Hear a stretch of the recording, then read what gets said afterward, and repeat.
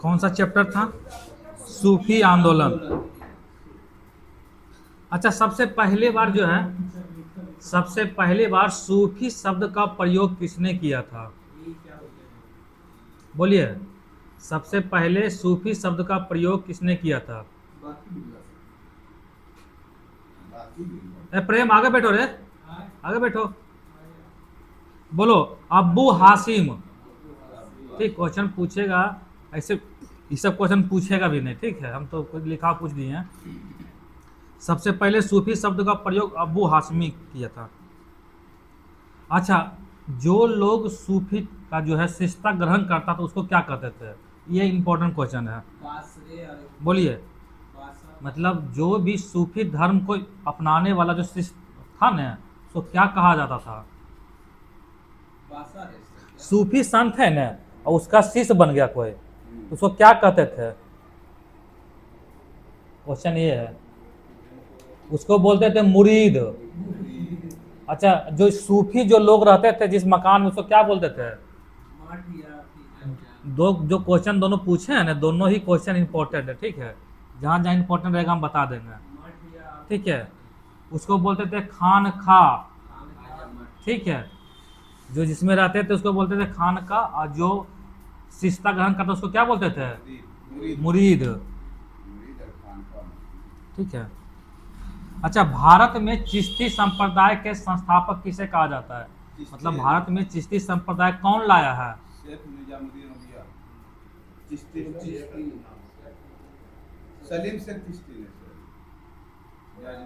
शेख मुहिउद्दीन चिश्ती, ठीक है, कंफ्यूजन नहीं करना है। शेख सलीम चिश्ती, शेख मुहिउद्दीन चिश्ती। देखिए, शेख मुहिउद्दीन चिश्ती का दरगाह है अजमेर में, ठीक है। भारत में चिश्ती संप्रदाय की शुरुआत यही किया था। आप जो बोले शेख सलीम चिश्ती, सलीम में सिर्फ आप अगर देखिए, जब कंफ्यूजन जब हो ना, देखिए एक लिखा हुआ शेख मुहिउद्दीन चिश्ती, शेख मुहिउद्दीन चिश्ती, और एक सलीम किनका नाम था? इन्हीं का बचपन का नाम था सलीम, जहांगीर का।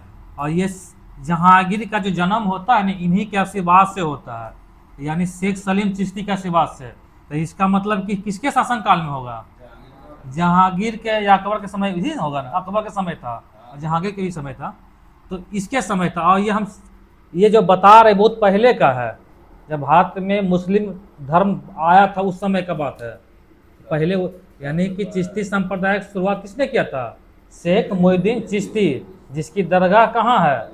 अजमेर। ये सब क्वेश्चन बहुत बार एग्जाम में पूछा है, ठीक है। और शेख सलीम चिश्ती की दरगाह कहाँ है?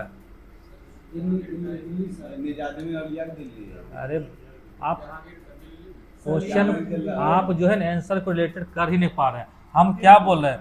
शेख सलीम इनका पूरा नाम था शेख सलीम चिश्ती। इनका सलीम जो नाम था ना, इसी के नाम पर जो है जहांगीर का नाम पड़ता है सलीम।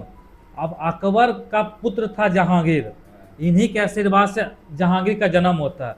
अब ये जो मरेंगे, इनका दरगाह कहाँ बनाया जाएगा? जहाँ अकबर रहेंगे वहीं बनेगा। अकबर कहाँ रहते थे? फतेहपुर सीकरी। तो दरगाह कहाँ होगा? फतेहपुर सीकरी। इसको याद क्या करना है, सब बोलते समझिए पहले, और भूलिएगा। निजामुद्दीन औलिया का दरगाह कहाँ था? दिल्ली। उनका दरगाह था दिल्ली। हाँ, मोहम्मद बिन तुगलक बनवाते हैं। अच्छा, निजामुद्दीन औलिया जिनका दरगाह जो दिल्ली में था, वो किनके शिष्य थे? बोलिए।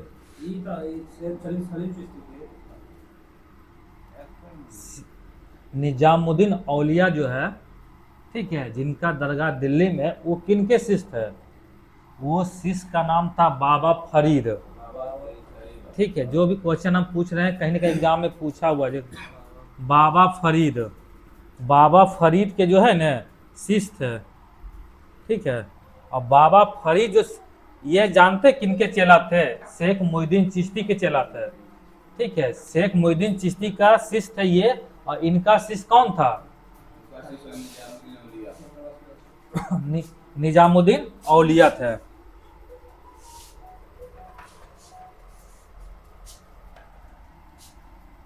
अच्छा, निजामुद्दीन औलिया को और किसी नाम से जाना जाता है? महबूब इलाही। ठीक है, महबूब इलाही उनको कहा जाता है। यही इन्हीं का कथन था, दिल्ली अभी दुरुस्त। ठीक है, किनके लिए बोले थे? गयासुद्दीन तुगलक। गयासुद्दीन तुगलक जब बंगाल अभियान जाते हैं ना, उसी समय वहां से धमकी देते हैं कि हम दिल्ली आएंगे तुमको मरवा देंगे। उसी समय बोलते हैं कि दिल्ली अभी दुरुस्त है, और बीच रास्ते में इनको मरवा देता है गयासुद्दीन तुगलक का। इसीलिए जो है उनके बाद उत्तराधिकारी कौन बनता है? मोहम्मद बिन तुगलक। तो क्वेश्चन पूछेगा, निजामुद्दीन औलिया का दरगाह कौन बनाता है? मोहम्मद बिन तुगलक। इसलिए बनाता है क्योंकि उन्हीं के आशीर्वाद से ये भी शासक बन जाते हैं। राजा उन्हीं के आशीर्वाद से बनते हैं। तो अब जब राजा बन गया तो उनके पर्सनल से कहा उनका दरगाह बना देगा।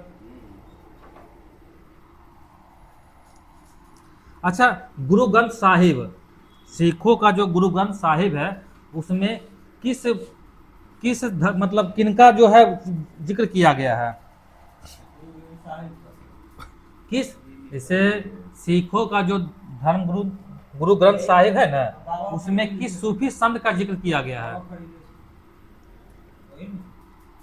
ठीक है। अच्छा, बाबा फरीद के कितने शिष्य थे? 2 गो थे। एक का नाम था निजामुद्दीन औलिया, दूसरा का नाम था साबिर।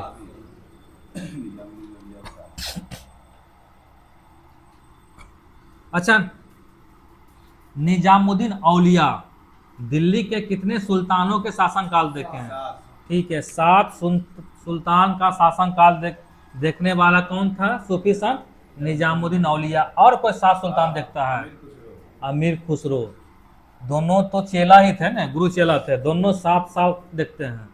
ठीक है। अमीर खुसरो का जन्म बोले तो कहाँ हुआ था? अमीर खुसरो का जन्म पटियाली 1253।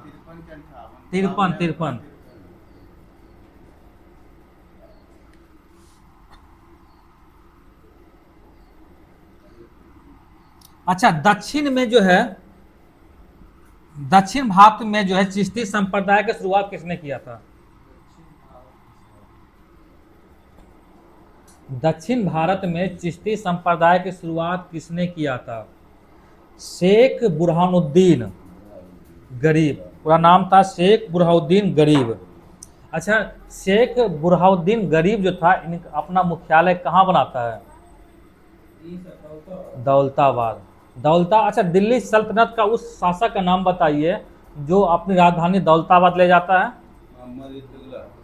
मोहम्मद बिन तुगलक। ठीक है। उसका उसका राजधानी ले जाता है देवगिरी, जिसका नाम रखता है दौलताबाद।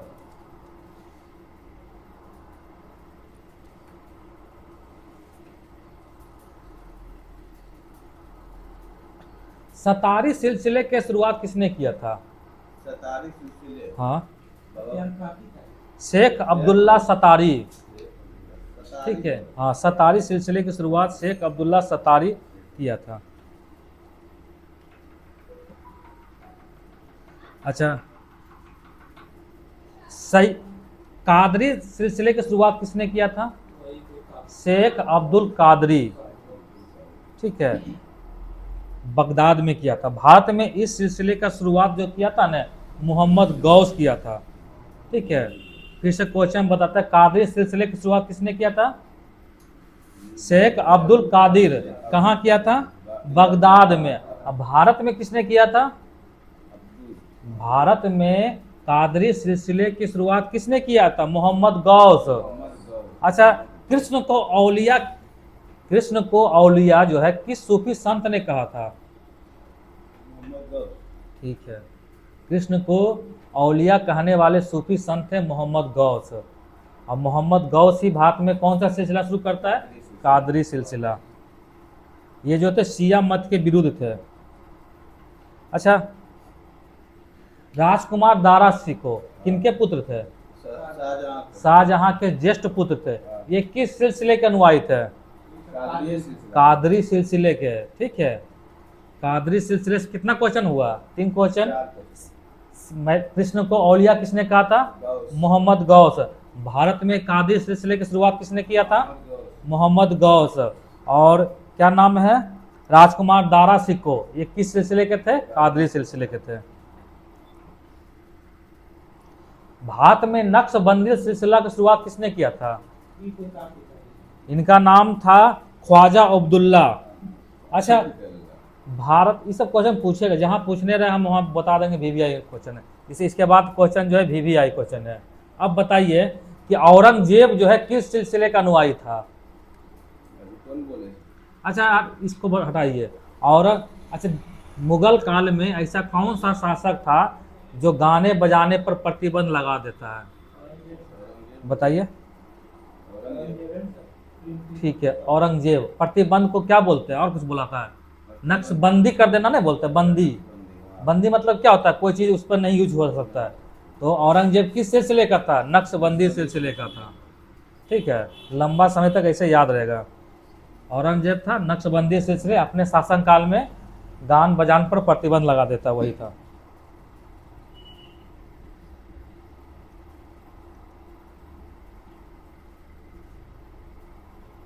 अच्छा, चिराग ए देहलवी किसे कहा जाता? किस सूफी संत को चिराग ए देहलवी कहते थे? नसरुद्दीन महमूद को।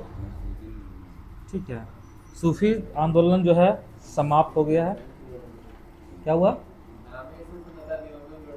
जो जो लिखे ना वीवीआई, जहां जहां लिखे समझे वही एग्जाम में पूछा है क्वेश्चन।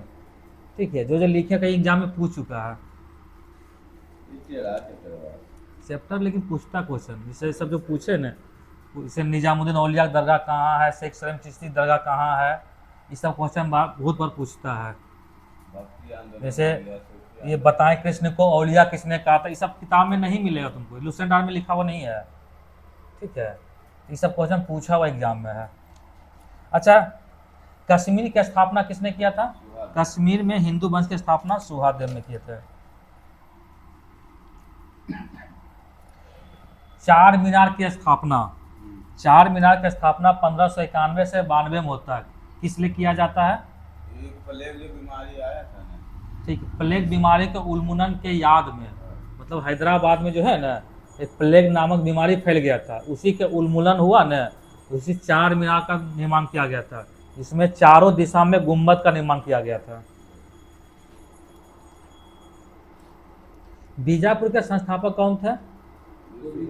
यूसुफ आदिल शाह। अच्छा, अब्दुल रज्जाक कहाँ के रहने वाले थे? फारस के थे। ठीक है। कृष्णदेव राय किस वंश के प्रतापी राजा थे? बोल रहा है कृष्णदेव राय तुलु वंश के सबसे प्रतापी राजा थे। अच्छा, कृष्ण दक्षिण भारत के किस राजा के समय जो है ना अष्टदिग्गज नामक मतलब सेनापति था? ठीक है, अष्टदिग्गज नामक कवि का अष्टदिग्गज कौन होता था? 8 कवियों का संगोष्ठी होता था, 8 कवि बैठते थे, इसमें तेनालीराम जो पढ़ते हैं ना वो सब उसी में थे। अच्छा, बोडियार वंश की स्थापना किसने किया था? बोडियार वंश की स्थापना तो राजा बोडियार ही करते। कब करते हैं? अच्छा, बोडियार वंश बताना है कि क्या बताना, मैसूर वंश के जो विघटन के बाद जो है मैसूर पर जो है किस वंश का शासन काल आता है? यानी टीपू सुल्तान जब मर जाता है ना तो उसके बाद कौन आता है? क्या नाम था? कृष्ण राज तृतीय। ये भी क्वेश्चन पूछा हुआ एग्जाम में है, दरोगा क्वेश्चन में आया था। विजयनगर साम्राज्य की राजभाषा संस्कृत है, सही बात। तेलुगु है। विजयनगर साम्राज्य चल रहा है दक्षिण भारत में, तो वहाँ संस्कृत पढ़ाएगा। तेलुगु था। तमिल भाषा कहाँ का है? तमिल किस राज्य का भाषा है? तमिल, अगर क्वेश्चन सिर्फ पूछे तुमसे कि तमिल जो है किस राज्य का भाषा, क्या बोलेगा? अरे बैल आदमी, तमिल तो से तमिल, इसमें नाडु लगा दो तो क्या हो गया? तमिलनाडु। तो नाडु को मिटा दो, बचा कौन चीज? तमिल। तो कहाँ का भाषा है? तेलुगु कहाँ का है? आंध्र प्रदेश का है।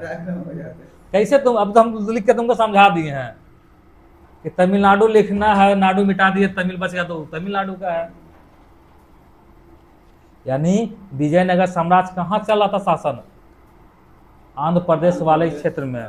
जैसे इसका भवनावेश तो कर्नाटक में मिलता है, हम्पी में है। अच्छा, विजयनगर साम्राज्य जो है किस नदी किनारे बसा था? तुंगभद्रा। ठीक है, तुंगभद्रा है। जैसे तमिलनाडु, तमिल भाषा हो गया तमिलनाडु का, आंध्र प्रदेश का क्या हो गया, तेलुगु हो गया, केरल का मलयालम हो गया, और कर्नाटक हो गया कन्नड़ हो गया। ठीक है, ज़्यादा कंफ्यूजन है तमिल और तेलुगु में ही होता है। ठीक है, इस तरह लिख के बता इसलिए दिए कि अभी देवल बंदरगाह कहाँ का बंदरगाह था, ये दिल्ली सल्तनत का। ठीक है, देवल बंदरगाह जो था दिल्ली सल्तनत का बंदरगाह था, जो कि अभी वर्तमान में पाकिस्तान के सिंध प्रांत में पड़ता है। सैयद वंश के संस्थापक खिलजी खां थे।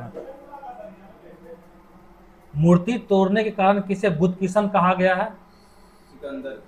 ठीक है, सिकंदर को। लोधी वंश के जो थे राजा सिकंदर लोधी, उसी को बोलते थे बुद्ध किशन। वो क्या करते थे, मंदिर को तोड़कर, मतलब जो ज्वालामुखी मंदिर था उसको तोड़कर जो है ना कसाई को मांस तौलने दे दिया था। मोहम्मद बिन तुगलक जो है 2 आव में जो कर वृद्धि करते हैं, ये कब करते हैं, ठीक है। अच्छा, 2 आव में जो कर वृद्धि करते हैं, ये किन 2 नदियों के बीच के भूमि में करते हैं,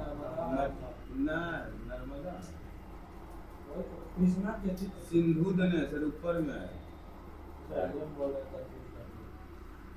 बताओ। 26-27 में 2 आव में कर वृद्धि कर, 2 आव बोलते हैं 2 नदियों के बीच की भूमि, ठीक है, जो कि बहुत ही उपजाऊ होता था। मोहम्मद बिन तुगलक दक्षिण भारत में चल रहे हैं, उत्तर भारत में चलेंगे, कहाँ, गंगा और यमुना के बीच की नदियों को बोलते थे। ठीक है,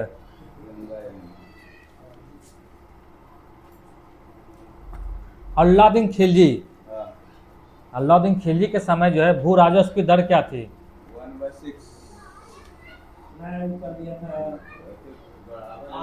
1/2, 1/2।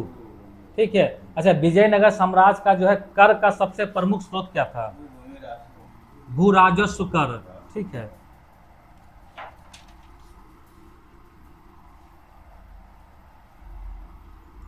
वर्तमान समय में कुतुब मीनार की ऊंचाई कितना है, 234 मीटर। ठीक है। अच्छा, कुतुब मीनार का निर्माण पूरा करने वाला दिल्ली सल्तनत का राजा कौन था, शासक कौन था, कुतुब मीनार का जो है निर्माण पूरा करने वाला दिल्ली सल्तनत का शासक कौन था, एफेस्टिक था, इल्तुतमिश था। कुतुब मीनार के नींव कौन डालता है, कुतुबुद्दीन ऐबक, उसका कौन पूरा करवाता है, इल्तुतमिश। ज्यादा पढ़ लेना भी जानता है खतरनाक होता है, समझ गया ना।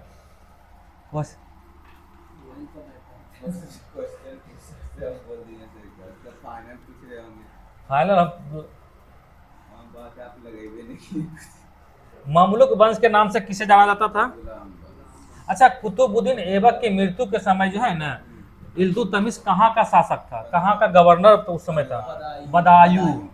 ठीक है। कुतुबुद्दीन को जो है कितना में खरीदा, मतलब कुतुबुद्दीन ऐबक जो है इल्तुतमिश को कितना में खरीदा था, 1 लाख जीतल।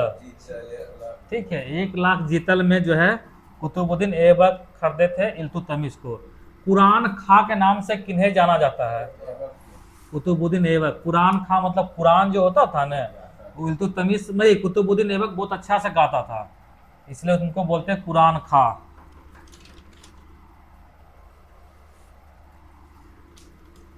अलाउद्दीन खिलजी द्वारा लगाए गए 2 नए कर कौन कौन से थे,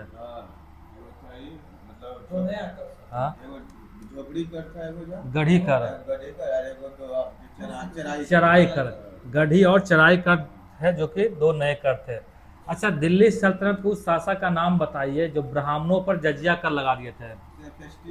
ठीक है, फिरोज शाह तुगलक। दिल्ली के हिंदू जो थे वो ब्राह्मणों की तरफ से कर का भुगतान करते हैं।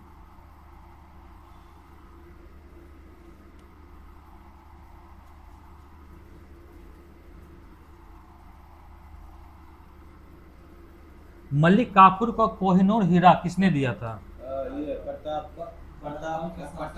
काकतीय वंश के शासक प्रताप रुद्रदेव। ठीक है। अच्छा, दक्षिण भारत में जो है अलाउद्दीन खिलजी जो आक्रमण किया था 1307 ईस्वी में, उस समय किस वंश पर किया, मतलब दक्षिण भारत के किस राजा पर किए थे, देवगिरी के शासक। ठीक है, देवगिरी के शासक थे चंद्रदेव, उसी पर किए थे। ठीक है, क्या बोला? हाँ, पूरा नाम है रामचंद्र देव। अमुक्त माल्यार्क किसने लिखा है? कृष्णदेव राय। अच्छा, विजयनगर साम्राज्य की चित्रकला जो थी, कैसी चित्रकला थी? लिपाची कला थी। ठीक है।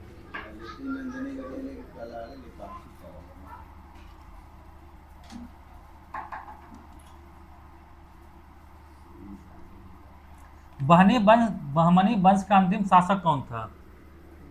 बहमनी वंश का अंतिम शासक कलीमुल्ला। गुजरात के कोई शासक हैं सर?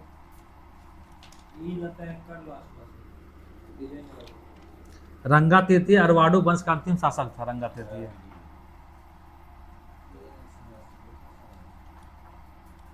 अच्छा, बहमनी वंश का जो है ना बंदरगाह का नाम बताइए। और ठीक है, चावल और दाभोल। ठीक है, चलिए हिस्ट्री खत्म हो गया, बहुत लंबा चैप्टर पॉलिटी है। मौलिक अधिकार फिर से थोड़ा सा कर देते हैं।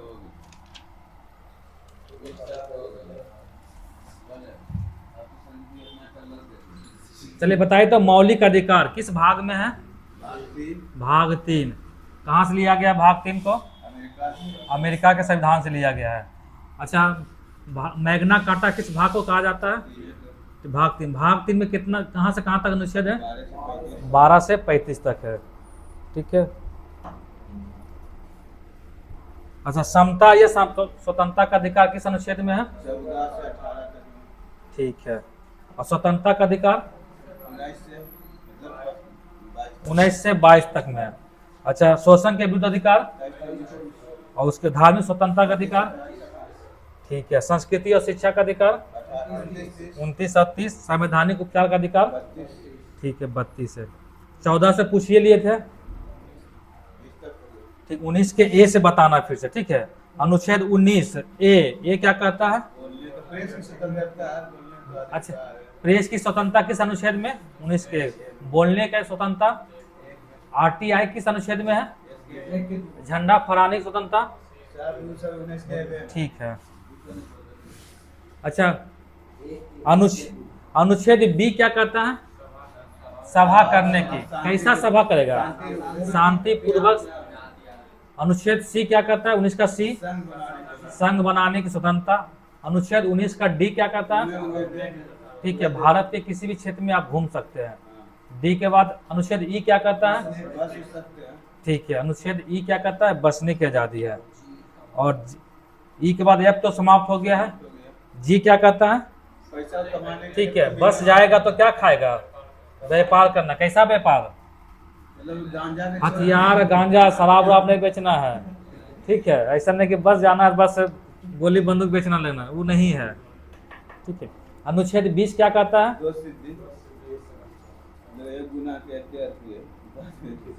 ठीक है, अपराधों के लिए 2 सिद्धि। इसमें कितने प्रकार का दिया गया? 3 को दिया गया। कौन पहला क्या है?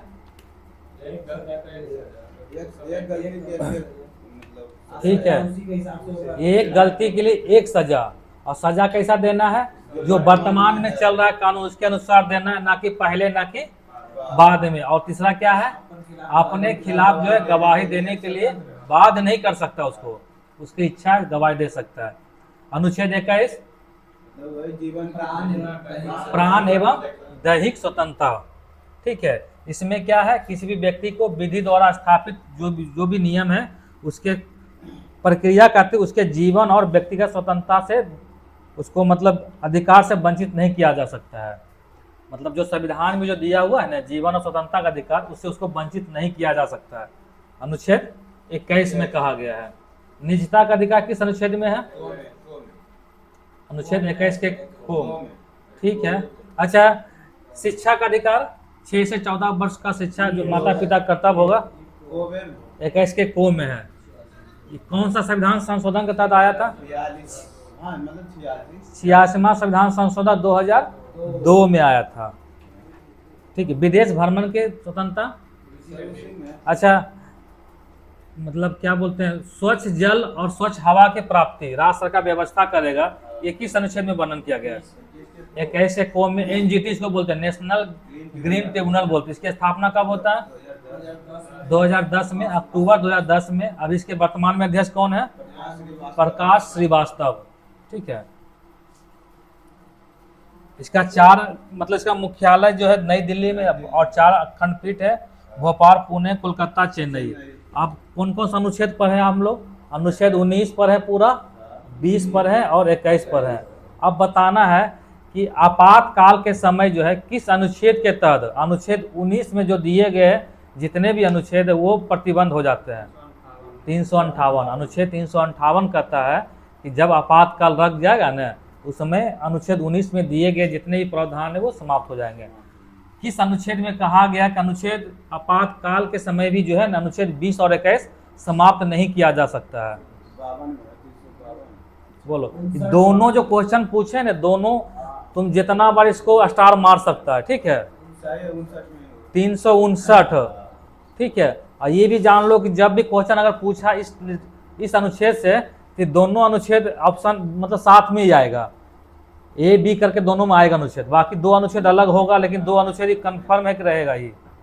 ठीक है। तो अनुच्छेद 358 क्या कहता है कि जो दिया हुआ अनुच्छेद है 19 में वो समाप्त हो जाएगा आपातकाल के समय। और अनुच्छेद 359 क्या कहता है कि आपातकाल के समय 20 और 21 अनुच्छेद समाप्त नहीं होगा। VVI क्वेश्चन है ये। अनुच्छेद 22 क्या कहता है? गिरफ्तारी के लिए कुछ दशाओं में गिरफ्तार है उसके निरोध। इसमें भी 3 प्रकार की स्वतंत्रता दिया गया है। पहला है कि किसी व्यक्ति को अगर गिरफ्तार किया जाता है तो उस व्यक्ति को ऐसा लगता है कि हमें गलत तरीके से मतलब गिरफ्तार किया गया है, तो वो कोर्ट के सामने जो है पेशी होगा उसका। ठीक है। जज के सामने कितने देरी के अंदर? 24 घंटे के अंदर। और दूसरा क्या है कि जिस व्यक्ति को गिरफ्तार किया गया है उसको बताना पड़ेगा पुलिस को कि किस कारण से हिरासत में लिया गया है। और तीसरा क्या है, उसे अपने मनपसंद के वकील रखने की आज़ादी हो गया। अच्छा, अनुच्छेद 22 के को में क्या दिया हुआ है? संवैधानिक उपचार। इस अनुच्छेद 22 है ना, 22 में तो था, ये था गिरफ्तारी से था। 22 के को में क्या है? ठीक है, निवारक निरोध अधिनियम, जिसमें टाडा, पोटा, मीसा ये सब जो आता है ना वही है। निवारक निरोध अधिनियम क्या होता है? इसको इसलिए संविधान में लाया गया कि कोई व्यक्ति जुर्म करने से पहले उसको रोकना। ठीक है। ऐसा कोई लगता है किसी के बारे में कि वो आतंकवादी गतिविधियों से संलिप्त है, ठीक है, या ऐसा करने वाला है, तो उसको पहले गिरफ्तार कर लिया जाएगा। और कितने दिन तक उसे गिरफ्तार करके रखा जा सकता है? 3 महीना। 3 महीना के पहले जो है कोई भी न्यायालय में वो नहीं जा सकता है, 3 महीना के बाद ही जाएगा। ठीक है। और उसके बाद अगर उसको बढ़ाना पड़ेगा, अगर सजा उसको 3 महीना से बढ़ाना पड़ेगा ना, तो उसके लिए बोर्ड बैठेगा, उसके बाद उसकी सजा को आगे बढ़ाया जा सकता है। लेकिन 3 महीना के पहले कोई भी कोर्ट में नहीं जा सकता है निवारक निरोध अधिनियम में। पहला निवारक निरोध अधिनियम कब आया था? 1951। क्या बोले? ठीक है, 1 अप्रैल 1951। पहला आया तो 1950 में, लेकिन समाप्त होना तो 1951 में। लेकिन समाप्त कब हुआ था? 1971 में। पहला निवारक निरोध अधिनियम 1950 का था। ठीक है, जिसे 1 साल में समाप्त हो जाना था 1951 में, लेकिन समाप्त कब होता है? 1971 में। अच्छा, मीसा खुद एग्जाम में पूछता है, मीसा कब आया था? 1971 में। अब मीसा समाप्त होता है 1979 में। विदेशी संरक्षण, विदेशी मुद्रा संरक्षण व तस्करी निरोध अधिनियम कब आता है? 1974। ठीक है, 1984 में इसको समाप्त कर दिया जाता है।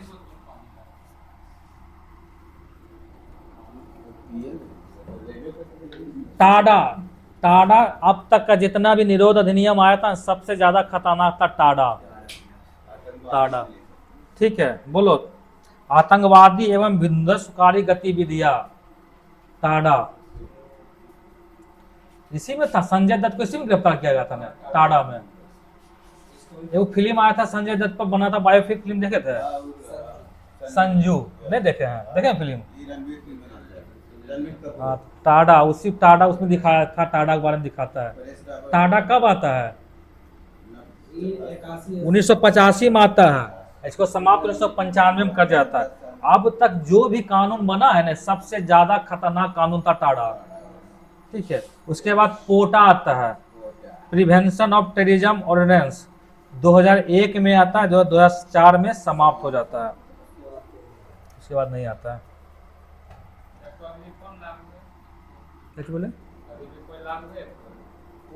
नहीं, एक पूर्वोत्तर आदमी होना बोल सकता, अफसा है शायद। ये तो अरुणाचल प्रदेश। हाँ, तो पूर्वोत्तर भारत में है, यहाँ थोड़ा है। अच्छा, ये है। अच्छा, अब आ जाइए शोषण के विरुद्ध अधिकार, कहाँ से कहाँ तक है? 23 से लेकर 24 तक में है। अनुच्छेद 23 क्या कहता है? बलात्सर्म। बलात्सर्म मतलब क्या होता है? किसी व्यक्ति को जो है बेगारी नहीं करना है, करवाना है, ठीक है। बंधुआ मजदूर किसी को नहीं बनाना है। मतलब बेगारी मतलब क्या होता है? बिना पैसा का या उचित मूल्य नहीं मिलना। जैसे आज का मूल्य है 400 रुपया और किसी को तुम काम करवा लो 100 रुपया दे दो, उसको क्या कहेंगे? बेगारी होगा ना, इसी को बोलते हैं बेगारी। तो भारत सरकार जो है बंधुआ मजदूर उन्मूलन अधिनियम कब लाए थे? बोलो, भारत सरकार जो है बंधुआ उन्मूलन अधिनियम कब लाए थे? बंधुआ मजदूर उन्मूलन अधिनियम 1976, ठीक है। बंधुआ मजदूर उन्मूलन अधिनियम 1976 आया था। अच्छा, किसी भी व्यक्ति को जो है ना, मतलब 14 वर्ष से कम उम्र बच्चे को जो है कारखाना में काम से वर्जित किया जाएगा। ये किस अनुच्छेद में है? 24 में। ये भी जान लो कि जहां ये दोनों में अगर क्वेश्चन पूछेगा कि बंधुआ मजदूर जो था वो किस अनुच्छेद में वर्णन है, अनुच्छेद 23 है, लेकिन इसके साथ ऑप्शन 24 आएगा, ये फिक्स है। अगर अनुच्छेद मतलब 6 से 14 वर्ष के बालकों को जो है कारखाना में नियुक्त नहीं करना है, अनुच्छेद 24 में दिया हुआ है, तो अनुच्छेद 23 भी आएगा ऑप्शन में। ये दोनों ऑप्शन फिक्स है कि आना ही आना है, चाहे दोनों में कोई क्वेश्चन पूछे। बाकी दो ऑप्शन अलग हो, लेकिन दो ऑप्शन फिक्स है। और यही दो ऑप्शन में अधिकतर लोग गलती करता है, ठीक है।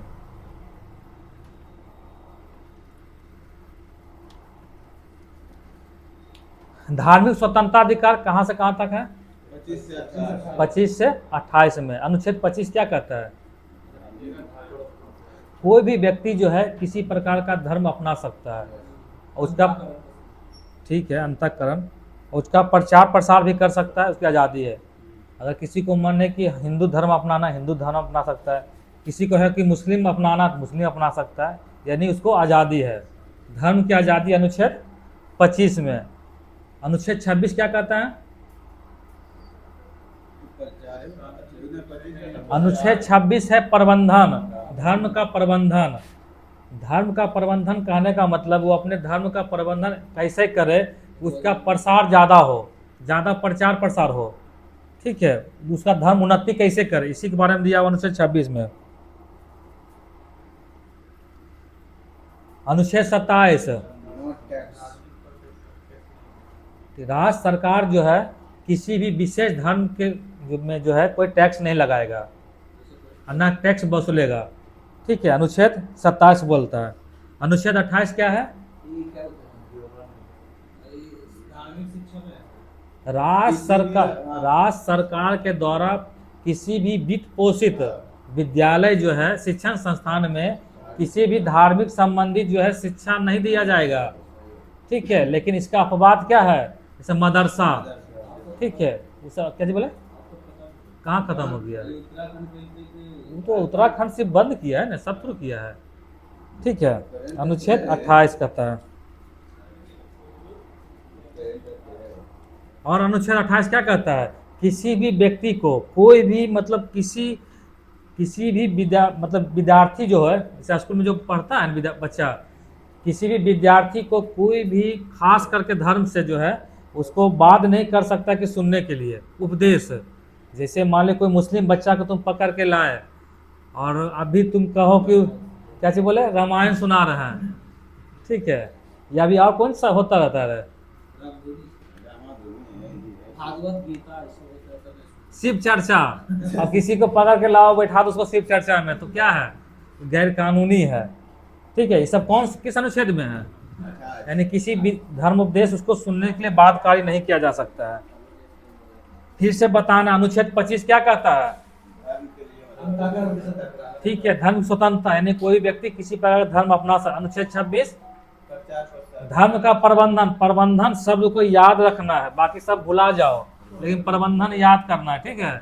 धर्म का प्रबंधन अनुच्छेद 27 28 मतलब 28 बताओ। कोई से ट्यूशन में धर्म के प्रचार प्रसार मतलब शिक्षा ट्यूशन नहीं, सरकार के द्वारा वित्त पोषित कोई भी शिक्षण संस्थान में धार्मिक शिक्षा नहीं दिया जाएगा।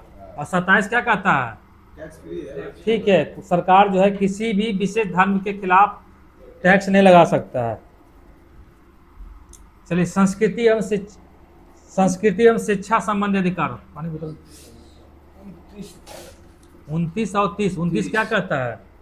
अल्पसंख्यकों के लिए अल्पसंख्यकों का शिक्षा कई संस्थान में रोक सकते हैं।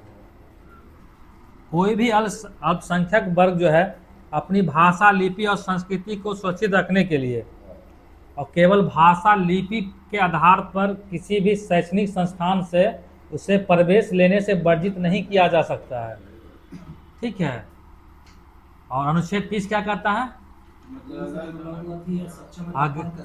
अगर कोई भी अल्पसंख्यक वर्ग जो है अगर वो अपने शैक्षणिक स्थान खोलता है तो सरकार का दायित्व है कि उसको आर्थिक सहायता देगा, ठीक है। अनुच्छेद 30 में है।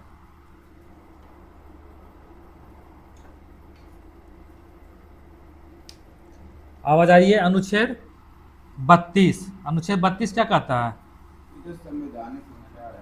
यार अनुच्छेद 31 में जो है ना वो सब आ जाता थी में आता है, वो तो खत्म हो गया है ना वो। अनुच्छेद 32 संवैधानिक संवैधानिक उपचारों का अधिकार। संवैधानिक उपचार के अधिकार को जो है किसने कहा था कि ये आत्मा है, संविधान की आत्मा है? भीमराव अंबेडकर। अच्छा, प्रस्तावना को जो किसने कहा था कि ये संविधान की आत्मा है? ठीक है, ठाकुर दास भार्गव। ठाकुर मतलब भगवान होता है, हर व्यक्ति के आत्मा में बसता है ठाकुर जी, ना हो? अच्छा, संवैधानिक उपचार के आधार पर जो है हाई कोर्ट और सुप्रीम कोर्ट कितने प्रकार के रिट जारी कर सकते हैं? 5। अनुच्छेद 32 के तहत कौन जारी करेगा? सुप्रीम कोर्ट करेगा। हाई कोर्ट कितना करेगा? 226। कौन कौन सा रिट है? रिट का नाम बताओ। बंदी प्रतिष्करण, इसको इंग्लिश में क्या बोलते हैं? हाइबिस कॉर्पस। कभी कभी एग्जाम जो है ना ऐसे हाइबिस कॉर्पस के बारे में पूछा है कि बंदी प्रतिष्करण लिखा ही नहीं है, हिंदी में भी लिख दिया हाइबिस कॉर्पस। तुमको पता होना चाहिए कि हाइबिस कॉर्पस मतलब होता है बंदी प्रतिष्करण। दूसरा बताओ क्या है? परमादेश, इसको बोलते हैं मैंडमस। और तीसरा क्या है? प्रतिषेध लेख, इसको बोलते हैं प्रोहिबिटेशन। और चौथा क्या है? उत्प्रेषण, क्रेटोरियरी बोलते हैं उसको। और 5वां क्या है? अधिकार परीक्षा, उसको क्या बोलते हैं? Q warrant. कम से कम जो है हैबेस कॉर्पस को इंग्लिश में याद रखना है, ठीक है। बंदी प्रतिष्करण मतलब हैबेस कॉर्पस, बाकी वो नहीं भी करेगा तो चलेगा। बंदी प्रतिष्करण में क्या होता है? किसी भी अगर किसी भी व्यक्ति को पुलिस बंदी कर लिया है तो उसको जो है ना न्यायालय में सशरीर उसको पेश करना है, ठीक है, एक निश्चित समय के अंदर, आने जाने समय को छोड़कर, ठीक है। इसी को बोलते हैं बंदी प्रतिष्करण। बंदी प्रतिष्करण मतलब न्यायालय कहता है कि हमें शरीर चाहिए। जैसे कि कोई व्यक्ति दारू पिए पकड़ा गया तो क्या होता है? उसको पुलिस पकड़ता है, उसके बाद न्यायालय में पेशी होता है, वहाँ से ही उसको बेल मिलता है, ठीक है। दूसरा क्या? परमादेश मतलब क्या होता है? हम आदेश देते हैं। क्या आदेश देते हैं?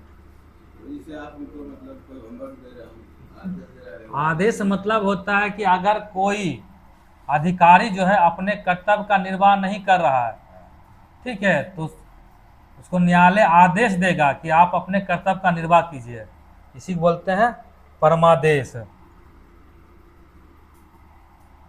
प्रतिषेध लेख, प्रतिषेध मतलब क्या होता है? रोकना।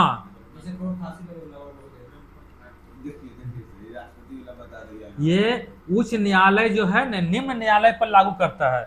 जैसे उच्च न्यायालय निम्न न्यायालय को बोलेगा कि जो आप जो न्याय मतलब जो जस्टिस जो दिए हैं, न्याय जो दिए हैं ना, ये आपके अधिकार क्षेत्र का नहीं है, आप ऊपर वाले न्यायालय को भेजिए, ठीक है, इसी को बोलते हैं प्रतिषेध। उत्प्रेषण होता है कि लंबित मुकदमा को ऊपर भेजिए। जैसे प्रतिषेध का मतलब जानता है क्या होता है? प्रतिषेध का मतलब तो रोकना। जैसे निचले न्यायालय जो है ना, अगर मान लें किसी व्यक्ति को फांसी सजा दे दिया तो निचले न्यायालय को ये अधिकार नहीं है कि वो फांसी सजा दे सकता है, तो वही अपर न्यायालय जो है इसको निर्देश देगा कि आपका अधिकार में ये नहीं है, आप अपने ऊपर वाला न्यायालय को जो केस को ऊपर भेजिए, इसी को बोलते हैं प्रतिषेध।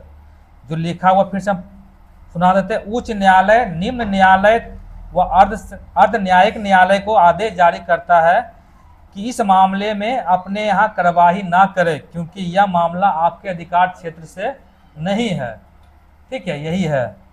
इसको क्या बोलते हैं? प्रतिषेध लेख। उत्प्रेषण क्या होता है? ठीक है, नीचे वाले मुकदमा जो है ना अपन दूसरे न्यायालय में भेजिए। ऐसे आपके पास बहुत सारा काम हो गया है, आप उस कार्य को निपटा नहीं रहे हैं, केस ज्यादा पेंडिंग हो गया है, तो आप दूसरे न्यायालय को भेजिए, यही है उत्प्रेषण। अच्छा, किस रीट को जो है ना पोस्टमार्टम की संज्ञा दिया गया है? उत्प्रेषण, ठीक है, ये भी बीपीएससी में एक बार क्वेश्चन पूछा है कि किस रीट को जो है पोस्टमार्टम कहा गया है? उत्प्रेषण को कहा गया। अधिकार पृच्छ,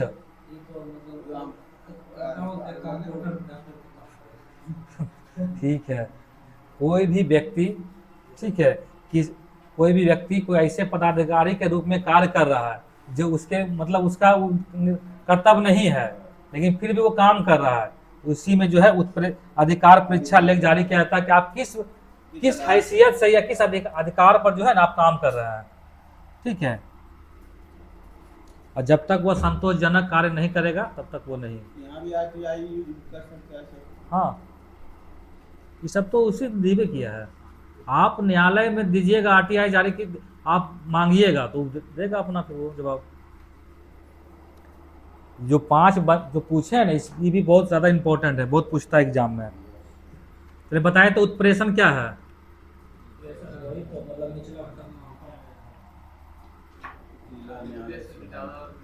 उत्प्रेषण जैसे समझो जो कोर्ट है ना, न्यायालय है, निचले न्यायालय है ना, उसके पास बहुत ज्यादा काम है, वो केस को सुनवाई कर नहीं रहा है, तो क्या करेगा? केस ऊपर हाई कोर्ट या सुप्रीम कोर्ट आदेश जारी देगा कि आपके पास जो केस बचा हुआ है ना, तो पेंडिंग केस है, आपने दूसरे न्यायालय में भेजिए, उसी को बोलते हैं उत्प्रेषण।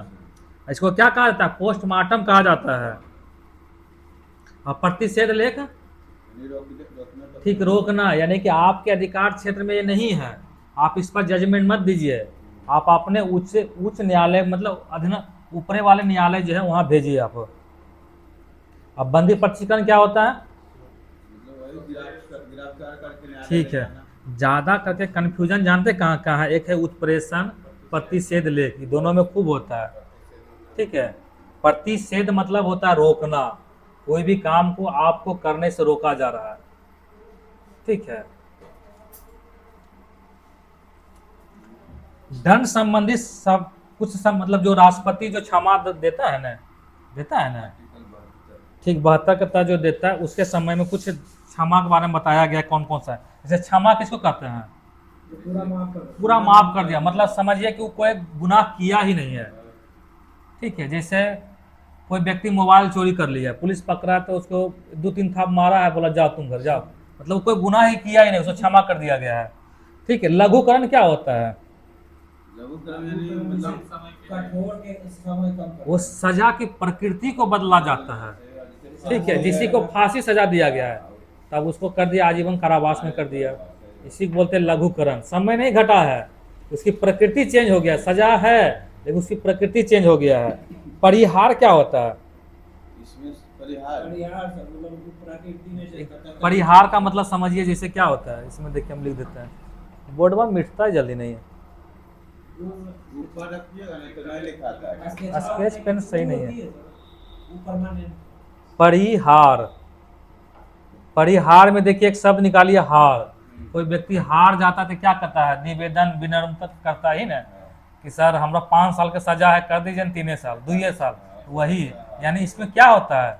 सजा की समय को कम किया जाता है। और लघुकरण में क्या होता है? प्रकृति को चेंज हो जाता है। ठीक है, यही लघुकरण में गड़बड़ होता है। लघुकरण का मतलब समझ लेता है कि वो छोटा हो गया है। ठीक है, यही एग्जामिनर इसका फायदा उठाता है। विराम क्या होता है? जैसे विराम, सजा का विराम क्या होता है? सजा को रोक देना। मतलब क्या? जैसे मान ले क्या होता है कि कोई महिला पर मतलब गर्भवती हो जाएगी तो सजा को रोक दिया, विराम लगा दिया, उसी को बोलते हैं विराम। या कोई विकलांग व्यक्ति, उसके लिए परिलंबन इसको बोलते हैं। उसको क्या बोलते हैं?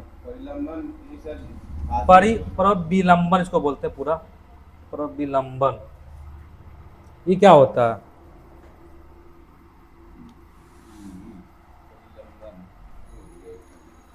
इसको बोलते हैं कुछ समय के लिए दंड को रोक देना। किसी को फांसी सजा मिल रहा, मान लिया आज दे दिया कि 5 तारीख को फांसी मिलेगा, कोई ऐसा घटना घट गया तो 5 तारीख को नहीं देके 6 तारीख को दिया गया, इसी को बोलते हैं। ठीक, समय को बढ़ा दिया गया, उस दिन नहीं देके किसी दूसरे दिन दिया जाएगा। फांसी को कुछ समय के लिए टाल देना, इसी को बोलते हैं। अच्छा, मौलिक अधिकार में कुछ संशोधन भी हुआ था। ठीक है, उसमें बताना। जैसे गोलकनाथ बनाम पंजाब राज, ये कब हुआ था? ये क्या कहा था?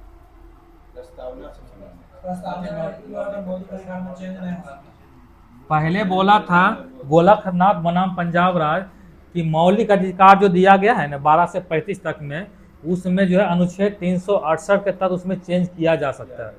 पहला जब 1957 आया, फिर वो अपना फिर जो है 1967 में जब केस आता है तो संशोधन करता है कि नहीं। अच्छा, 24वां संविधान संशोधन 1971 कब आता है? किसमें क्या होता है?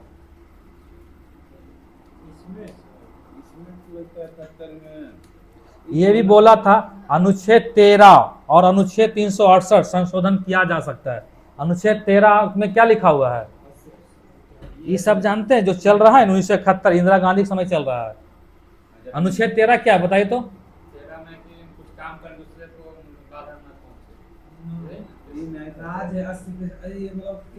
अनुच्छेद, आप अनुच्छेद 13 इतना इम्पोर्टेंट है ना, यही मौलिक अधिकार का बेस है। अनुच्छेद 13 कहता है कि संविधान में जो भी मौलिक अधिकार दिए गए हैं, ठीक है, वो समाप्ति नहीं हो सकता। अगर कोई कानून भी बना दिया जाए, कानून बना है, नया कानून बन सकता है, लेकिन वो कानून जो है अनुच्छेद 13 को हनन नहीं करना चाहिए। यही था। क्या जी बोले? हाँ, वही बोलते हैं मौलिक अधिकार कल्पितकरण, वही बोल रहे हैं। सो समझा कि अनुच्छेद 13 का वो हनन नहीं हो सकता है, तभी वो लागू हो सकता है। अगर नहीं, अगर अनुच्छेद 13 को हनन करता है तो वो स्वतः ही समाप्त हो जाएगा। तो वही जो है 24वां संविधान संशोधन 1971 जब आया था, इसमें बोला था कि अनुच्छेद 13 और अनुच्छेद 368 दोनों संशोधित हो सकता है। तो अनुच्छेद 13 जब संशोधित हो सकता है तो मौलिक अधिकार का हनन हो जाएगा। केशवानंद भारती बनाम केरला, ये कब आया था? ठीक है, 73। इसमें क्या था? इस क्वेश्चन पूछेगा कि किस केस में संविधान का जो है बेसिक स्ट्रक्चर के बारे में जिक्र किया गया है, तो कौन सा केस है? केशवानंद भारती वाद। संविधान का मूल ढांचा है, इंग्लिश में बोलते हैं बेसिक स्ट्रक्चर, हिंदी में बोलते हैं संविधान का मूल ढांचा। ये क्वेश्चन को तुम जितना बड़ा स्टार मार सकता है। संविधान का मूल ढांचा किस केस में आया था? केशवानंद भारती वाद। ठीक है। 42वां संविधान संशोधन 1976, इसमें क्या था? अनुच्छेद 368 में खंड 4 और खंड 5 जोड़ा गया। ठीक है, संशोधन को किसी भी न्यायालय, अनुच्छेद 368 है ना, उसमें खंड 2 को जोड़ दिया गया, अनुच्छेद 4 और 5। और कह दिया कि अगर अनुच्छेद 368 का जो भी संशोधन होगा ना, कोई भी व्यक्ति जो है सुप्रीम कोर्ट हाई कोर्ट नहीं जाएगा। ठीक है, इस किसके समय था? बस इंदिरा गांधी। इंदिरा गांधी के खिलाफ जो है ना ज़्यादा प्रतिशोध उठ रहा था। ठीक है, इसीलिए लाया गया था 42वां संविधान संशोधन 1976। ठीक है, अगर किसी का मौलिक अधिकार हनन होगा तो न्यायालय जा ही नहीं सकता है। ठीक है, इसी में था कि 6 साल लोकसभा भी कर दिया गया था। ठीक है, मिनर्वा मिल्स बनाम भारत संघ कब आया था? 1980। मिनर्वा मिल्स जो था ना 1980 में आया था। ये बंगलोर का एक जो है ना कपड़ा मिल था। ठीक है, और इसमें जो है इंदिरा गांधी जो कर दी थी कि राष्ट्रीयकरण कर दी थी मिल के लिए, मिल का जो है ना मिले का राष्ट्रीयकरण कर दिया था। इसी में जो है ये गया था, सुप्रीम कोर्ट गया था, 1980 में आया था।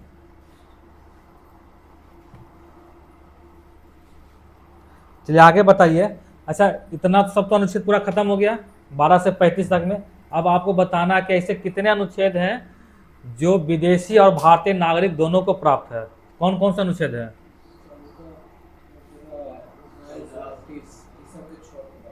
बोलिए, ऐसे कौन से अनुच्छेद है जो भारतीय और विदेशी दोनों को प्राप्त है? बोलो रे सागर। हाँ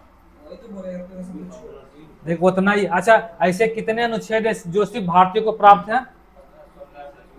ठीक है, तो उसको याद करना जरूरत नहीं पड़ेगा, हम इसी को याद कर लेंगे। 15, 16, 19, 29 और 30 यही है। ठीक है, इतना अनुच्छेद जो है सिर्फ भारतीयों को प्राप्त है, विदेशी को नहीं प्राप्त है।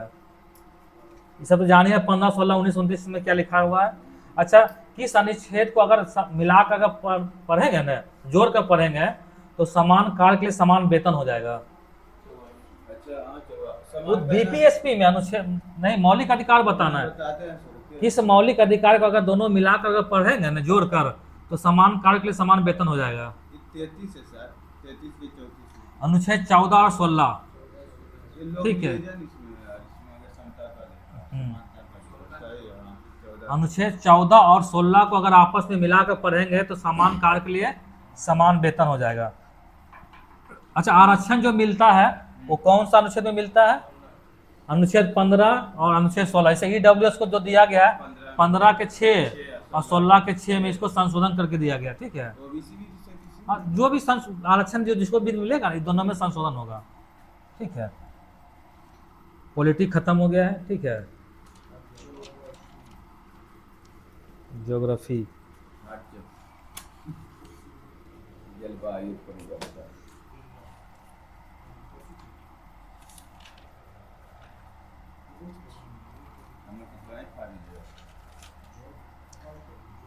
अच्छा, मौसम किसको बोलते हैं? चैप्टर क्या है? भारत की जलवायु। अच्छा, मौसम किसको बोलते हैं? ठीक है, कुछ समय के लिए जो हो। जलवायु ठीक है, लंबे समय तक जो रहता है उसको बोलते हैं जलवायु। भारत का मौसम कैसा है? उष्ण कटिबंधीय, मानसूनी। जलवायु को प्रभावित करने में बहुत से कारक है, जैसे अक्षांश। अक्षांश कैसे प्रभावित करता है जलवायु को? अच्छा, कर्क रेखा भारत के कहाँ से गुजरती है? गुजरात से लेकर 8 राज्य से गुजरती है। कर्क रेखा जो है भारत से कहाँ से गुजरती है? मध्य भारत से गुजरती है। कितने राज्यों में गुजरती है? 8 राज्यों में।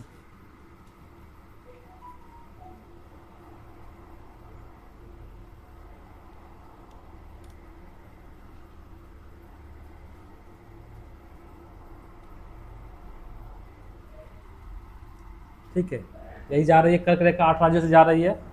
कर्क रेखा के जो नीचे वाले जो वहाँ के दक्षिण वाले भाग में वहाँ का मौसम कैसा होगा? गरम जरी नहीं, गरम ज्यादा रहेगा, इसलिए दक्षिण भाग के लोग सब मिलेंगे कैसा? काला काला मिलेंगे। उत्तर वाले भाग कैसा रहेगा? कैसा रहता है? कैसा मौसम रहता है वहाँ का? शीतोष्ण, शीतोष्ण रहेगा ना, शीतोष्ण कटिबंध रहता है। तो दक्षिण भाग तो कैसा रहेगा? उष्ण कटिबंध। और उत्तर वाले कैसा रहेगा?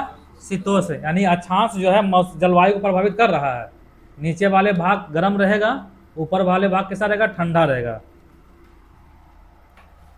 हिमालय, हिमालय पर्वतमाला कैसे उसको उसका कैसे प्रभाव डाल रहा है जलवायु पर?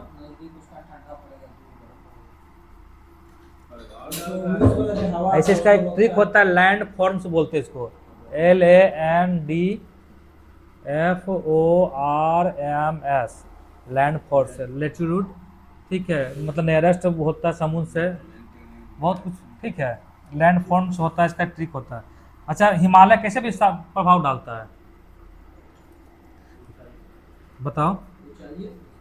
हिमालय जो है ना, मानसून जो आता है, मानसून को क्या करता है, रोकता है, और रोक को जो है भारत में वर्षा करवाता है। अगर हिमालय पर्वतमाला नहीं है तो मानसून जैसे ही आएगा और सीधे पार कर जाएगा, तो यहाँ बारिश होगा नहीं हो पाएगा।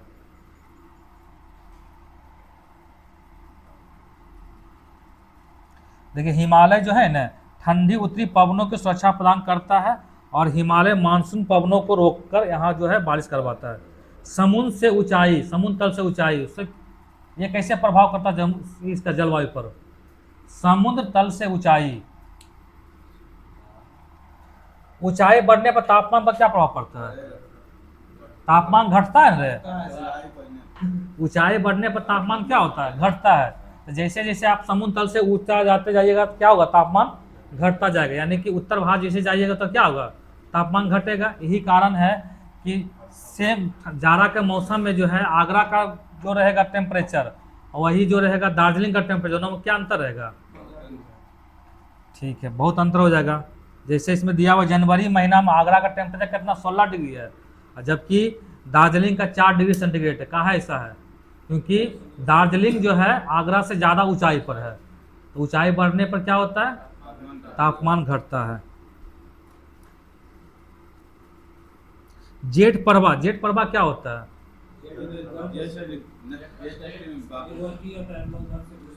9 से लेकर 13 किलोमीटर ऊंचाई पर जो है ना, पश्चिम से पूरब की ओर एक हवा चलती है, ठीक है, उसी को बोलते हैं जेठ प्रवाह।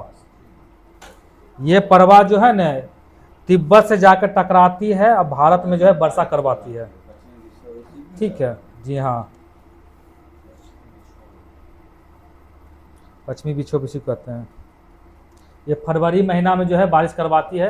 कहाँ करवाते? अच्छा, पश्चिमी विक्षोभ से बारिश कहाँ होता है? देखो, ये भी क्वेश्चन 2-3 बार पूछा, कहाँ होता है? ठीक है, इधर से जाती है इसे, यहाँ पंजाब में जो है बहुत बारिश करवाती है पश्चिमी विक्षोभ से। जेट स्ट्रीम से क्वेश्चन पूछा कहाँ वर्षा होता है, तो पंजाब में, धर्मशाला के पास भी होता है वर्षा। अच्छा, मानसूनी पवनों जो है समय समय के द्वारा अपनी दिशा बदलता है, तो भारत में कितने मानसून पाए, मतलब कितने मौसम पाई जाती है? कौन कौन सा है? शीत ऋतु 15 दिसंबर से लेकर 15 मार्च, ग्रीष्म ऋतु 16 मार्च से लेकर 15 जून, और वर्षा ऋतु 15 सितंबर, और शरद ऋतु 14 दिसंबर तक। अच्छा, उत्तरी भारत के मैदानी भागों में शीत ऋतु में जो वर्षा होती है, किससे वर्षा होती है? उत्तरी भारत के मैदानी क्षेत्रों में जो है शीत ऋतु में जो वर्षा होती है वो किस मानसून से होती है? उसको मतलब किस पश्चिमी विक्षोभ से होती है, ठीक है, लौटती हुई मानसून से पश्चिमी विक्षोभ, उत्तर पूर्वी मानसून भी बोल सकते हैं। अच्छा, इस मौसम, इस वर्षा को जो है राजस्थान में क्या कहा जाता है? मावट कहा जाता है। और बंगाल में? अच्छा, ग्रीष्म ऋतु में जो है बंगाल में, जो असम और बंगाल में जो हवा चलती है, तो उसको असम में क्या बोलते हैं? नॉर्वेस्टर। और बंगाल में काल वैशाखी बोलते हैं। और कर्नाटक में चेरी ब्लॉसम। और आम, मैंगो स्वर कहाँ बोलता है? केरल में, आम के लिए होता है ये। अच्छा, उत्तर पश्चिम भारत में जो है गर्म मौसम, मतलब गर्मी के समय जो चलने वाली हवा को क्या कहते हैं? लू। भारत में जो वर्षा, अधिकांश जो वर्षा होता है किस मानसून से होती है? दक्षिण पश्चिम मानसून से। कब आती है? कहाँ पहले, सबसे पहली बार कहाँ आता है? नहीं, भारत में कहाँ आती है? केरल में आती है। जून के पर बंगाल में आएगा, ठीक है, जून के महीना में आता है, 5 जून में आता है, केरल में आता है। अच्छा, दक्षिण पश्चिम मानसून से भारत में कितना % वर्षा होती है? 80% वर्षा होती है। अच्छा, भारत के प्रायद्वीपीय आकृति जो है दक्षिण पश्चिम मानसून के कितने भागों में बांट देती है? भारत के प्रायद्वीपीय आकृति जो है ये वाला है, ई क्षेत्र प्रायद्वीपीय किसको बोलते हैं? यहाँ से बोलते हैं दो भाग में, एक मानसून ऐसे चल जाती है, एक ऐसे नहीं चलाती है। एक अरब सागर की शाखा, दूसरा बंगाल की खाड़ी। अच्छा, अरब सागर की शाखा जो मानसून जो आती है पहले कहाँ आती है? केरल में आती है। ठीक है, इसको क्या कहते हैं? मानसून परसोफ्ट, परसफोर्ट बोलते हैं, परसफोर्ट। अरब सागर से उठने वाली मानसून जो है कहाँ वर्षा करवाती है? छोटा नागपुर में, मतलब वहां से, जैसे केरल से होती है ना, यहाँ से वर्षा तो हो गया केरल में, इसके बाद ये वर्षा सीधे से कहाँ जाते हैं? महाराष्ट्र होते हुए छोटा नागपुर में जाकर वर्षा करवाती है। मतलब अरब सागर के जो है ना, इसको दो भागों में बढ़ जाता है। ठीक है, एक तो केरल में तो वर्षा करवा ही दी, यहाँ से एक वर्षा मुंबई होते हुए चल जाती है, छोटा नागपुर चल जाती है, और छोटा नागपुर में जाकर वर्षा करवाती है।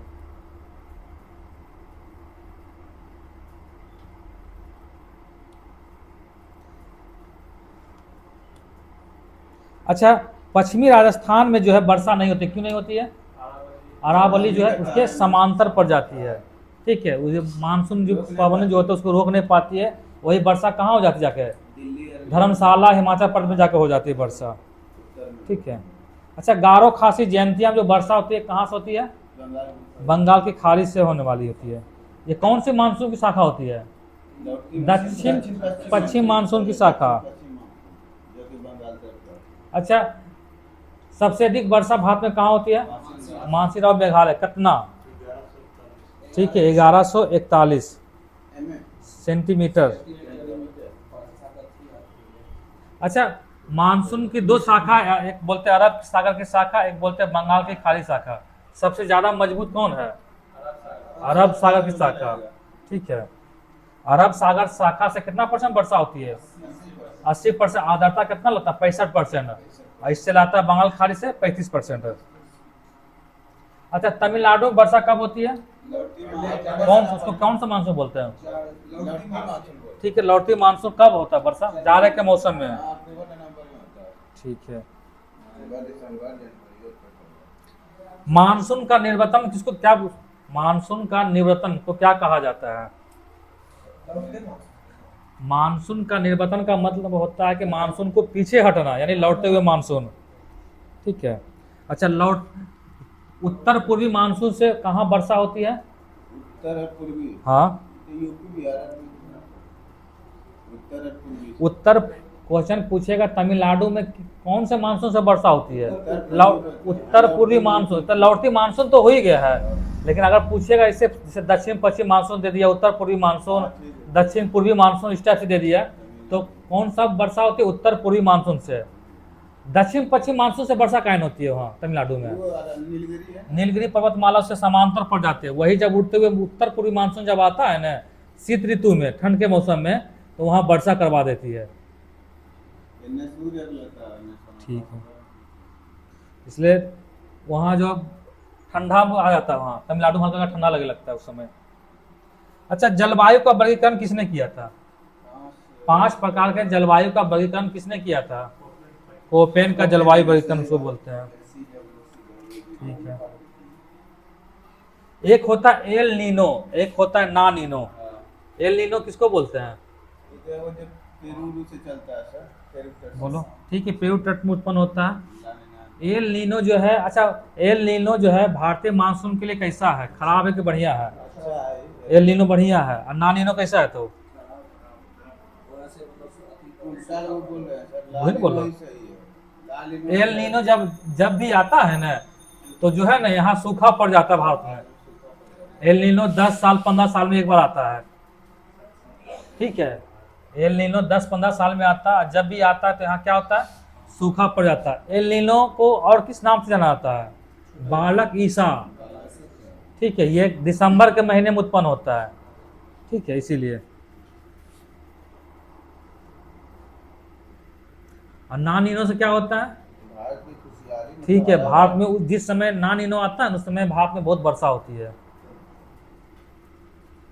अच्छा, इसमें कुछ कुछ जो कोपेनहेगन का जलवायु जो वर्गीकरण दिया गया है, उसमें कुछ कुछ से पूछता है, उसके बारे में बताइए।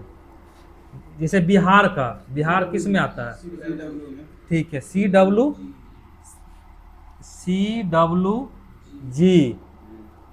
CWG में कौन आता है? बिहार। अच्छा, इसी में अगर पूछ दिया कि दक्षिण बिहार किस में आता है तब? CW गलत है, AW में। दक्षिण बिहार AW में आता है, उत्तर बिहार CWG में आता है। बिहार के एग्जाम में पूछ जाएगा बैठा तो पूछ सकेगा।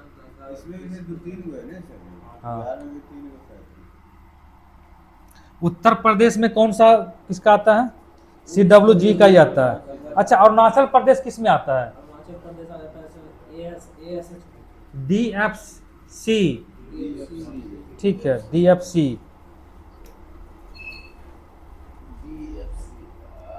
जम्मू कश्मीर लद्दाख ई में आता है। E हाँ, केवल जम्मू E।